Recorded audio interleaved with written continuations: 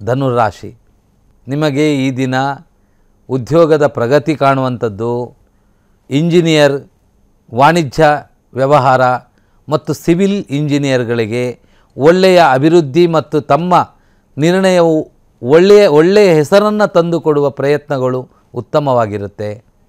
ಈ ದಿನ ಸಾಧನೆಗೆ ಅಧಿಕ ಮಹತ್ವವನ್ನು ಕೊಟ್ಟರೆ ಇಷ್ಟಾರ್ಥಗಳು ನೆರವೇರುವ ಸಾಧ್ಯತೆಗಳಿದೆ. ಮಕ್ಕಳ ವಿಷಯದಲ್ಲಿ ಸಂತೋಷ ಪ್ರಾಪ್ತವಾಗುವ ಲಕ್ಷಣಗಳು ಚೆನ್ನಾಗಿದೆ. ತಾವು ಈ ದಿನ ಮಾಡಬೇಕಾದ ಆರಾಧನೆ ಸುಬ್ರಹ್ಮಣ್ಯ ದೇವರ ಪ್ರಾರ್ಥನೆಯನ್ನು, ದುರ್ಗಾದೇವಿಯ ಆರಾಧನೆಯನ್ನು ಮಾಡಿದರೆ ಒಳ್ಳೆಯ ಫಲ ಉಂಟಾಗುತ್ತೆ.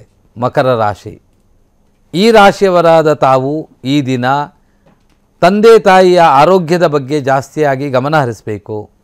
ಆರ್ಥಿಕ ಸ್ಥಿತಿಯ ಪ್ರಗತಿಗಳನ್ನು ಕಾಣುವ ಪ್ರಯತ್ನದಲ್ಲಿ ತಾವಿದ್ದೀರಾ.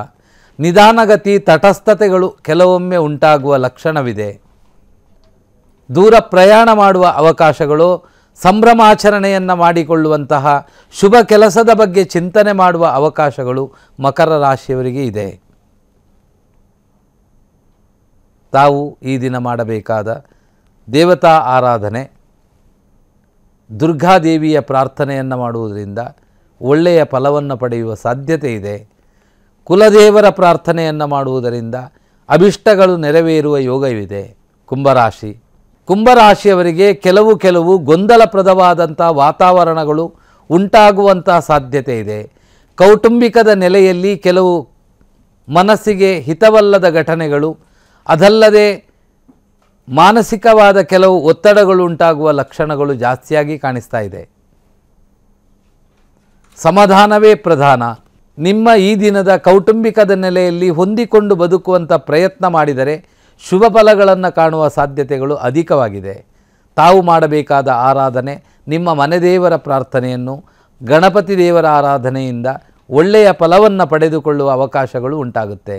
ಮೀನರಾಶಿ, ಅವಿವಾಹಿತರಿಗೆ ವಿವಾಹದ ಬಗ್ಗೆ ಕೆಲವು ಹೊಸ ನಿರ್ಣಯಗಳನ್ನು ತೆಗೆದುಕೊಳ್ಳುವ ಅವಕಾಶಗಳು ಚೆನ್ನಾಗಿದೆ. ದೂರ ಪ್ರಯಾಣ ಮಾಡುವ ಅವಕಾಶಗಳಿದೆ. ಸಹೋದರ ಬಂಧುಗಳ ವಿಷಯದಲ್ಲಿ ಕೆಲವು ಸೂಕ್ತ ನಿರ್ಧಾರಗಳನ್ನು ತೆಗೆದುಕೊಳ್ಳುವ ಅವಕಾಶಗಳು ನಿಮ್ಮ ಪಾಲಿಗೆ ಈ ದಿನ ಇದೆ. ಈ ದಿನ ಮೀನರಾಶಿಯವರಿಗೆ ಬಹುತೇಕವಾಗಿ ಶುಭವೂ ಸ್ವಲ್ಪ ಮಿಶ್ರ ಫಲವಾದಂತಹ ಅಸಮಾಧಾನಗಳು ಉಂಟಾಗುವ ಲಕ್ಷಣವಿದೆ.